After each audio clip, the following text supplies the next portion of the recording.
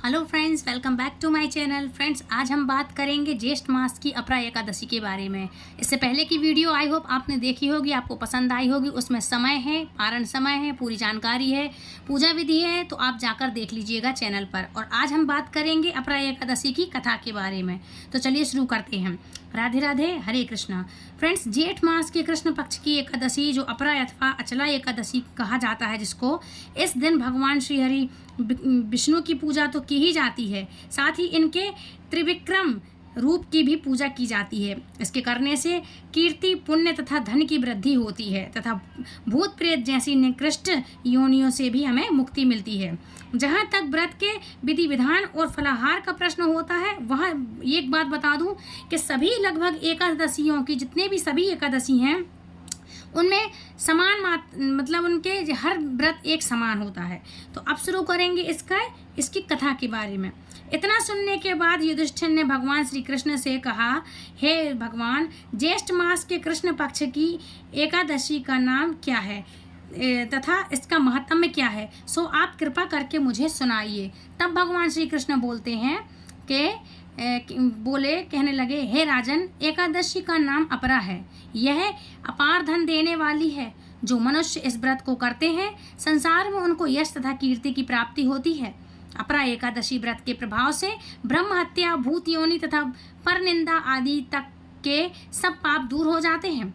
इस व्रत के पर स्त्री गमन, झूठी गवाही देना, असत्य बोलना, असत्य भाषण देना, अकल्पित शास्त्र पढ़ना या बनाना और झूठा ज्योतिषी, झूठा वैद्य बनना, जो झूठे ज्योतिषी बन जाते हैं, झूठे वैद्य बन जाते हैं, इन आदि को कर्मों तक के पाप नष्ट हो जाते हैं। जो क्षत्रिय होकर के युद्ध भूमि से भाग जाते हैं, बे नरकगामी होते हैं, परंतु अपरा एकादशी का व्रत करने से उन्हें भी स्वर्ग की प्राप्ति होती है।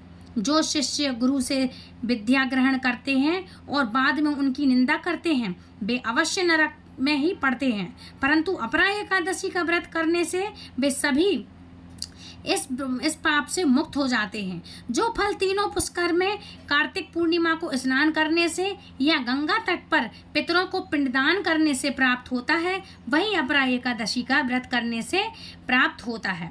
मकर के सूर्य में प्रयागराज के स्नान से, शिवरात्रि का व्रत करने से, सिंह राशि के बृहस्पति में गोमती नदी के समान स्नान करने से, कुंभ में केदारनाथ या बद्री का आश्रम की यात्रा, सूर्य ग्रहण में कुरुक्षेत्र के स्नान, स्वर्ण अथवा हाथी घोड़े दान करने से, जो यज्ञ में स्वर्ण दान करने से अथवा नव प्रसूता गौ दान से जो फल मिलता है, वही फल अपरा एकादशी के व्रत करने से मिलता है।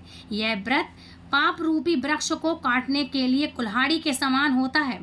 पाप रूपी ईंधन को जलाने के लिए अग्नि रूपी अंधेरे के समान होता है। अंधेरे के समान सूर्य के जैसा होता है। अपरा एकादशी का व्रत तथा भगवान का पूजन करने से मनुष्य सब पापों से छूटकर विष्णु लोक को जाता है। हे राजन, यह अपरा एकादशी की कथा मैंने लोक हित के लिए ही कही है। इसके पढ़ने अथवा सुनने से मनुष्य सब पापों से छूट जाता है, इसमें संदेह बिल्कुल भी नहीं है। तो फ्रेंड्स, ये थी आज की वीडियो। आई होप आपको पसंद आई होगी। ये है अचला एकादशी की कथा या अपरा एकादशी की कथा। मिलते हुए नेक्स्ट वीडियो में। राधे राधे, हरे कृष्णा, हरि बोल।